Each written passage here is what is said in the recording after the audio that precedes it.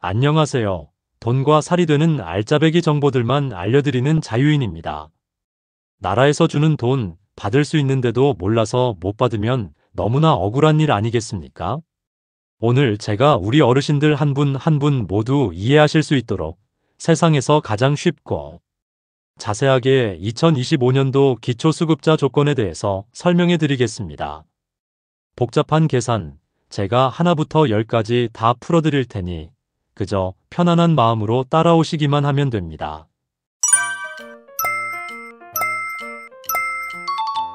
오늘 이 영상 하나로 그동안 왠지 모르게 손해보고 살았던 것 같은 그 억울한 마음을 시원하게 푸실 수 있을 겁니다. 사는 게 참 팍팍하고 고단하다 느껴지실 때가 많으실 겁니다. 특히나 하루 벌어 하루 생활하시는 분들, 또 몸이 아파서 예전처럼 일하기는 어려운데 매달 나가는 돈은 그대로일 때 참 막막한 심정이 드실 텐데요. 나라에서는 이렇게 어려움을 겪는 분들을 위해서 최소한의 인간다운 삶을 보장해주기 위한 제도를 만들어두고 있습니다. 바로 국민기초생활보장제도라는 이름의 제도입니다. 그런데 이 좋은 제도가 있다는 건 알지만 막상 신청하려고 하면 너무나 머리가 아픕니다. 용어도 어렵고 계산하는 방식도 너무 복잡해서 나는 해당이 안 될 거야 하고 미리 포기하시는 분들이 너무나 많습니다. 또 작년에 신청했다가 아쉽게 떨어졌던 기억 때문에 올해는 아예 쳐다보지도 않는 분들도 계실 겁니다. 하지만 오늘 영상은 꼭 보셔야 합니다. 특히 작년에 아깝게 안 되셨던 분들이라면 더더욱 눈을 크게 뜨고 보셔야 합니다. 왜냐하면 2025년부터는 우리 어르신들께 훨씬 더 유리하게 조건이 바뀌었기 때문입니다. 작년에는 안 됐더라도 올해는 충분히 가능성이 열려 있다는 뜻입니다. 자, 그럼 기초수급자가 된다는 게 도대체 무엇을 의미하는 걸까요? 아주 간단하게 말해서 정부가 정해놓은 기준보다 내 소득이 적을 때 그 부족한 부분을 나라에서 채워주는 제도입니다. 여기서 중요한 건 나라에서 주는 돈, 즉 급여의 종류가 한 가지가 아니라는 점입니다. 우리가 흔히 생각하는 매달 통장에 들어오는 생활비, 이걸 생계급여라고 부릅니다. 그리고 병원비 부담을 덜어주는 의료급여, 월세나 집수리 비용을 보태주는 주거급여, 그리고 자녀나 손주의 학비를 지원해주는 교육급여까지 이렇게 총 4가지의 선물이 준비되어 있습니다. 어떤 분은 이 4가지를 모두 받으실 수도 있고 또 어떤 분은 이 중에서 한두 가지만 받으실 수도 있습니다. 그럼 이 4가지 선물을 받을 수 있느냐 없느냐, 또 어떤 선물을 받게 되느냐를 결정하는 가장 중요한 열쇠는 무엇일까요? 바로 오늘 영상의 핵심 단어인 소득인정액이라는 것입니다. 소득인정액이라니 또 어려운 말이 나왔다고 겁먹지 마십시오. 아주 쉽습니다. 이건 그냥 우리 어르신이 매달 버는 돈, 즉 실제 소득을 말하는 게 아닙니다. 정부가 기초수급자를 정하기 위해서 자기들만의 특별한 계산법으로 만들어낸 점수 같은 거라고 생각하시면 편합니다. 이 점수는 어떻게 매겨지느냐? 2가지를 합쳐서 만듭니다. 첫째는 우리 어르신이 한 달 동안 버는 소득이고 둘째는 어르신이 가진 재산입니다. 즉 매달 통장에 들어오는 돈뿐만 아니라 가지고 계신 집이나 땅, 은행, 예금, 자동차 같은 재산까지 모두 돈으로 바꿔서 계산한다는 뜻입니다. 이걸 합친 금액이 바로 소득인정액이고 이 금액이 정부가 정해놓은 기준선보다 낮아야만 수급자가 될 수 있는 것입니다. 여기서 또 하나 정말 중요한 점이 있습니다. 정부는 이 소득인정액을 계산할 때 신청하는 사람 한 명만 보지 않습니다. 가구 단위로 봅니다.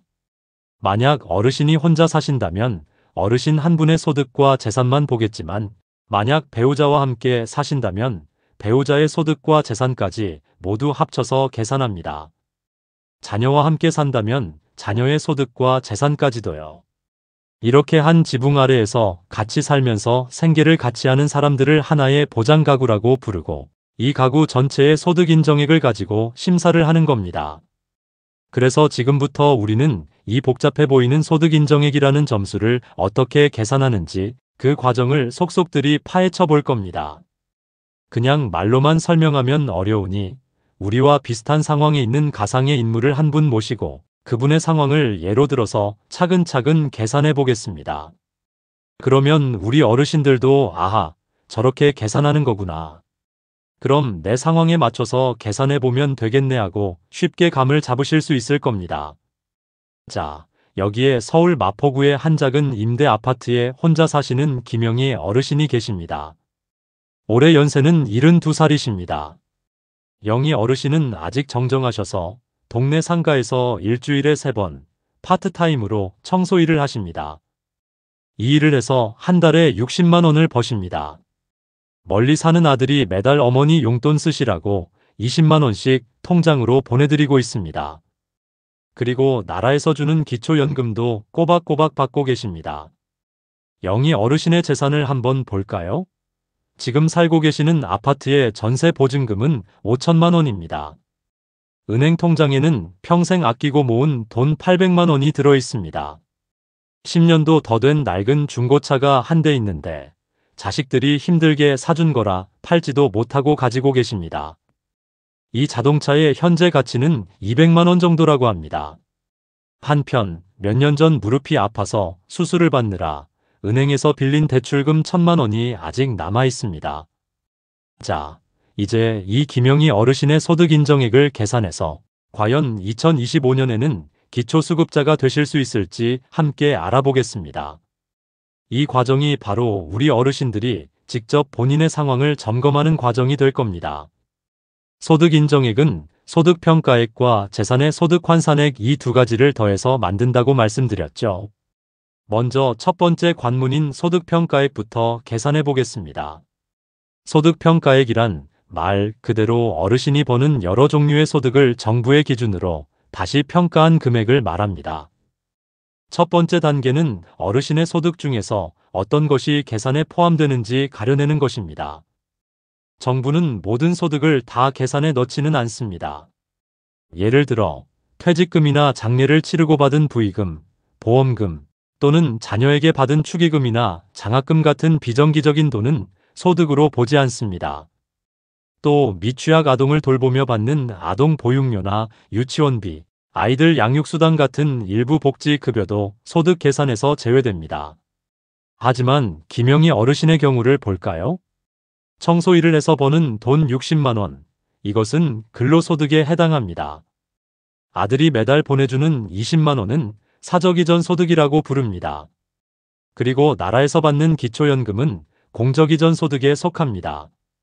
이 세 가지는 모두 소득 계산에 포함됩니다. 자, 그럼 이 세 가지를 그냥 다 더하면 될까요? 아닙니다. 여기서부터가 중요합니다. 정부는 어르신들이 일을 해서 돈을 버는 것을 장려하기 위해 또 여러 가지 상황을 고려해서 버는 돈의 일부를 없는 셈 쳐주는, 즉 공제라는 것을 해줍니다. 특히 일을 해서 버는 돈, 즉 근로소득과 직접 장사를 해서 버는 사업소득에 대해서는 기본적으로 30%를 공제해줍니다. 만약 100만 원을 벌었다면 30만 원은 빼고 70만 원만 소득으로 계산한다는 뜻입니다. 이렇게 하는 이유는 일을 하기 위해 교통비도 들고 밥도 사 먹어야 하고 여러 가지 비용이 드는 것을 감안해 주는 것입니다. 그런데 바로 여기서 2025년부터 우리 어르신들께 아주 좋은 소식이 하나 추가됐습니다. 원래는 75세 이상 어르신들께만 특별한 추가 공제를 해줬었는데 2025년부터는 그 대상이 65세 이상으로 확대되었습니다. 이 방송을 보시는 대부분의 어르신들께서 해당되는 아주 중요한 변화입니다. 김영희 어르신은 72세이시니 당연히 이 혜택을 받으실 수 있습니다. 어떻게 공제가 되느냐? 우선 벌어들인 근로소득에서 20만 원을 먼저 빼줍니다. 그리고 남은 금액에 대해서 30%를 추가로 또 빼주는 겁니다. 자, 김영희 어르신의 근로소득이 60만 원이었죠? 계산을 한번 해보겠습니다. 먼저 60만 원에서 20만 원을 뺍니다. 그럼 40만 원이 남죠. 이제 이 남은 40만 원에 대해서 30%를 공제해 줍니다. 40만 원의 30%는 12만 원입니다. 그럼 40만 원에서 12만 원을 뺀 28만 원, 이것이 바로 김영희 어르신의 근로소득에 대한 소득평가액이 되는 것입니다. 원래 60만 원을 버셨지만 나라에서는 28만 원만 버는 것으로 계산해 주는 겁니다. 정말 큰 혜택이죠. 만약 이 제도를 몰랐다면 그냥 60만 원으로 계산해서 나는 소득이 너무 많아서 안 돼 하고 포기했을지도 모르는 일입니다. 참고로 만약 29세 이하의 청년이 일을 한다면 공제가 더 큽니다. 40만 원을 먼저 빼고 남은 금액의 30%를 추가로 공제해 줍니다. 정부가 젊은이들과 어르신들이 이를 통해 자립하는 것을 얼마나 중요하게 생각하는지 알 수 있는 대목입니다. 자, 그럼 영희 어르신의 다른 소득들도 마저 계산해 볼까요? 아들에게 받는 사적이전 소득 20만 원과 기초연금은 안타깝게도 이런 근로소득 공제 같은 혜택이 없습니다. 그대로 전액이 소득으로 잡힙니다. 이제 김영희 어르신의 최종 소득 평가액을 계산할 수 있습니다. 근로소득 평가액 28만 원, 사적이전 소득 20만 원. 기초연금 2025년 1인 가구 기준 약 35만 원으로 가정 총 83만 원. 이 83만 원이 바로 소득 인정액 계산의 첫 번째 관문인 소득 평가액입니다. 아직 끝이 아닙니다. 이제 두 번째 관문이자 어쩌면 더 복잡하고 많은 분들이 헷갈려 하시는 재산의 소득 환산액을 계산할 차례입니다. 재산을 소득으로 환산한다는 말이 어렵게 들리시죠? 쉽게 말해 어르신이 가진 재산을 만약 이걸로 매달 월세를 받는다면 얼마일까 하는 식으로 월 소득으로 바꿔보는 과정이라고 생각하시면 됩니다. 이 계산도 단계별로 차근차근 따라오시면 전혀 어렵지 않습니다. 첫 번째 단계는 김영희 어르신이 가진 재산의 종류와 금액을 모두 나열해 보는 것입니다. 어르신의 재산은 크게 세 가지로 나눌 수 있습니다. 첫째, 지금 살고 계신 집의 전세 보증금. 이것은 주거용 재산에 속합니다. 둘째, 은행 예금 800만 원. 이것은 금융재산입니다. 셋째, 200만 원짜리 중고차. 이건 자동차 재산으로 분류됩니다. 두 번째 단계는 이 재산들에서 빼주는 돈, 즉 공제액을 계산하는 것입니다. 정부는 사람이 살아가려면 최소한의 재산은 필요하다고 인정합니다. 그래서 일정 금액까지는 재산이 아예 없는 것처럼 취급해 줍니다. 가장 중요한 공제가 바로 기본재산액 공제입니다. 이건 사람이 사는데 필요한 기본적인 재산을 인정해서 전체 재산에서 이 금액만큼을 통째로 빼주는 겁니다. 이 금액은 어디에 사느냐에 따라 달라집니다. 김영희 어르신은 서울에 사시니까 대도시 기준으로 9,900만 원을 공제받습니다. 만약 경기도에 사신다면 8천만 원, 광역시나 세종시, 창원시에 사신다면 7,700만 원, 그 외 다른 지역에 사신다면 5,300만 원을 공제받습니다. 본인이 사는 지역의 공제액을 잘 기억해 두셔야 합니다. 다음으로 빼주는 것은 부채, 즉 빚입니다. 김영희 어르신은 은행에서 빌린 대출금 1,000만 원이 있었죠. 이 금액도 재산에서 빼줍니다. 단, 여기서 아주 중요한 점이 있습니다. 나라에서 인정해주는 빚은 은행, 보험사, 신용카드사, 공제회 등 금융기관에서 빌린 공적인 빚만 해당됩니다. 친구나 친척에게 개인적으로 빌린 돈, 즉 사채나 마이너스 통장, 카드론 등은 빚으로 인정해주지 않으니 이 점을 꼭 유의하셔야 합니다. 그리고 또 하나의 공제가 있습니다. 바로 금융재산에 대한 공제입니다. 사람이 살다 보면 갑자기 아프거나 급한 일이 생길 수 있으니 최소한의 비상금은 가지고 있어야 한다는 취지에서 은행 예금, 적금, 주식, 보험 같은 금융재산에 대해서는 500만 원까지 추가로 공제해 줍니다. 생활준비금 명목입니다. 자, 이제 김영희 어르신의 재산에서 공제되는 금액들을 모두 합산해 볼까요? 기본 재산액 서울 9,900만 원, 부채 1,000만 원. 금융재산 공제 500만 원, 총 1억 1,400만 원. 이만큼을 어르신의 전체 재산에서 빼주는 겁니다. 어르신의 재산은 전세 보증금 5천만 원과 예금 800만 원을 합쳐 5,800만 원이었습니다. 그런데 공제되는 금액이 1억 1,400만 원으로 훨씬 더 큽니다. 이렇게 되면 어떻게 될까요? 재산이 마이너스가 되니 없는 것으로 보는 겁니다. 즉, 전세 보증금과 은행 예금에 대해서는 월 소득으로 환산할 금액이 0원이 되는 것입니다. 만약 재산을 다 합친 금액이 공제액보다 크다면 그 남는 금액을 가지고 월 소득으로 환산하는 계산을 하게 됩니다. 그런데 여기서 아직 계산이 끝나지 않은 것이 하나 있습니다. 바로 자동차입니다. 자동차는 기초수급자 자격을 따질 때 가장 까다롭고 불리하게 작용하는 재산 중 하나입니다. 원칙적으로 자동차 재산은 그 가액 100%를 그대로 월 소득으로 잡아버립니다. 예를 들어 1,000만 원짜리 차가 있다면 매달 1,000만 원의 소득이 있는 것으로 계산해버리는 겁니다. 사실상 자동차가 있으면 수급자가 되기 거의 불가능하다는 뜻입니다. 하지만 여기에도 예외가 있습니다. 생업에 꼭 필요한 자동차이거나 장애인이 사용하는 자동차 등은 일반 재산으로 보아 낮은 환산율을 적용해 줍니다. 그리고 2025년부터 이 기준이 더 완화되었습니다. 배기량 2000cc 미만의 승용차 중에서 차의 나이가 10년 이상이거나 혹은 차의 가액이 500만 원 미만인 경우에는 이 무서운 100% 환산율을 적용하지 않고 일반 재산으로 취급하여 훨씬 유리한 환산율을 적용해 줍니다. 김영희 어르신의 차는 10년도 더 됐고 가액도 200만 원이니 이 완화된 기준에 해당됩니다. 따라서 자동차 가액 200만 원은 일반 재산으로 분류됩니다. 자, 이제 드디어 재산을 월 소득으로 바꾸는 마지막 계산을 할 차례입니다. 이 계산에 사용되는 비율을 소득 환산율이라고 부릅니다.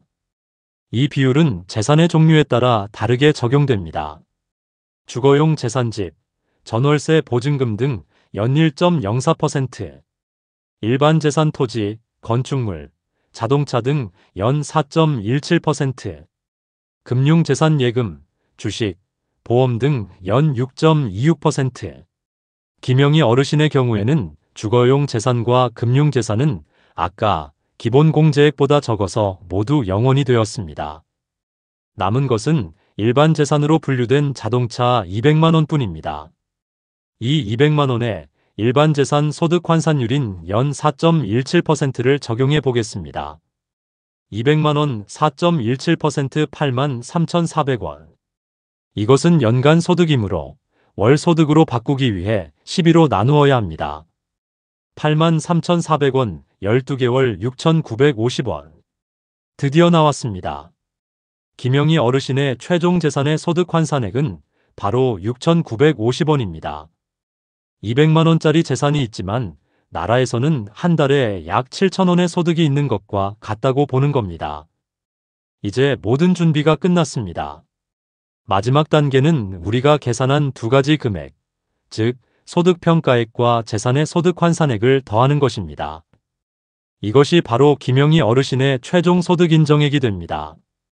소득평가액 83만 원, 재산의 소득 환산액 6,950원, 83만 6,950원. 자, 이 숫자 83만 6,950원을 잘 기억하십시오. 이 숫자가 바로 정부가 김영희 어르신의 살림살이를 판단하는 최종 점수입니다. 이제 이 점수를 가지고 어르신이 과연 4가지 선물 생계, 의료, 주거, 교육급여를 받을 수 있는지 그 기준선과 비교해 볼 차례입니다. 2025년도 기준 혼자 사는 1인 가구의 급여별 선정 기준액은 다음과 같습니다. 이 기준액보다 나의 소득 인정액이 낮아야 해당 급여를 받을 수 있습니다. 생계급여 기준 중위소득의 32% 76만 5,444원. 의료급여 기준 중위소득의 40% 95만 6,805원. 주거급여 기준 중위소득의 48% 114만 8,166원. 교육급여 기준 중위소득의 50% 119만 6,007원. 이제 김영희 어르신의 소득 인정액 83만 6,950원과 비교해 보겠습니다. 먼저 생계급여입니다. 기준액이 76만 5,444원인데 어르신의 소득 인정액은 83만 6,950원으로 기준보다 높습니다. 아쉽게도 매달 생활비를 지원받는 생계급여는 받으실 수 없게 되었습니다. 만약 어르신의 소득 인정액이 기준보다 낮았다면 그 차액만큼을 현금으로 지원받게 됩니다. 예를 들어 소득 인정액이 70만 원이었다면 76만 5,444원에서 70만 원을 뺀 6만 5,444원을 매달 통장으로 받게 되는 것입니다. 하지만 실망하기엔 이릅니다. 다음은 의료급여입니다. 기준액은 95만 6,805원입니다. 어르신의 소득 인정액 83만 6,950원은 이 기준보다 낮습니다.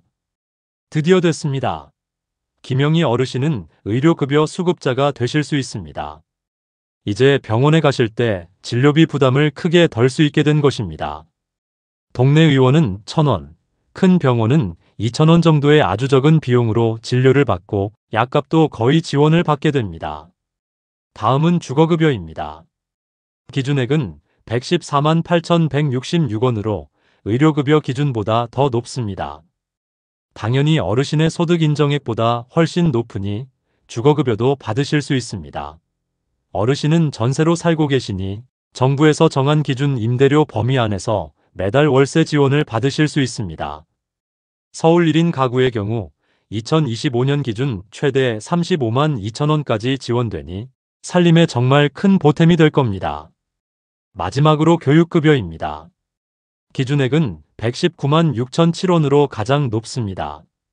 당연히 교육급여 대상도 되십니다. 김영희 어르신은 혼자 사셔서 해당 사항이 없지만 만약 함께 사는 자녀나 손주가 초중고등학생이라면 교육활동 지원비 명목으로 1년에 한 번 큰 금액의 학비를 지원받을 수 있습니다. 결과적으로 김영희 어르신은 생계급여를 제외한 의료급여, 주거급여, 교육급여 수급자로 선정되실 수 있다는 결론이 나왔습니다.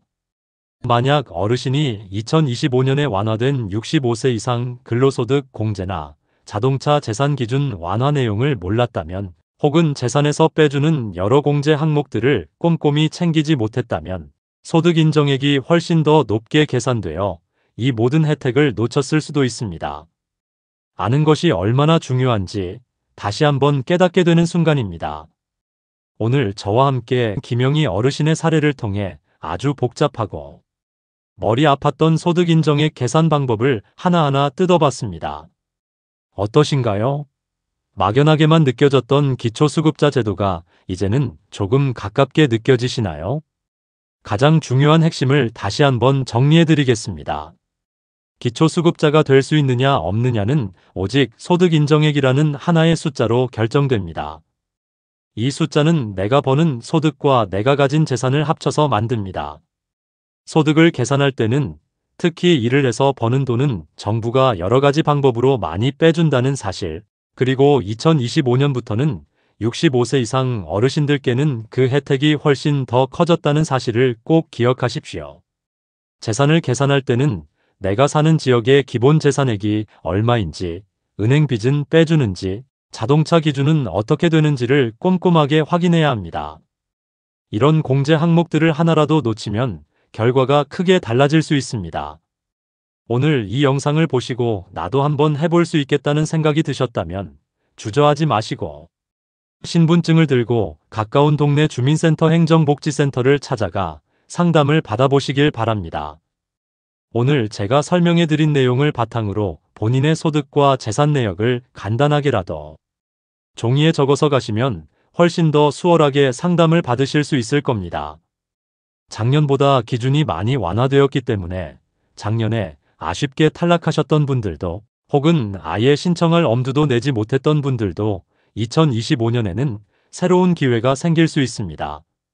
나라도 이웃도 그 누구도 나의 어려움을 먼저 알아주지는 않습니다. 내가 직접 내 권리를 찾기 위해 목소리를 내고 문을 두드려야 합니다. 오늘 제 영상이 어르신들께서 그 문을 두드릴 수 있는 작은 용기가 되었기를 진심으로 바랍니다. 오늘 내용이 도움이 되셨다면 앞으로도 꼭 필요한 정보를 놓치지 않도록 구독 버튼을 꼭 눌러주세요. 정말 큰 도움이 됩니다. 감사합니다.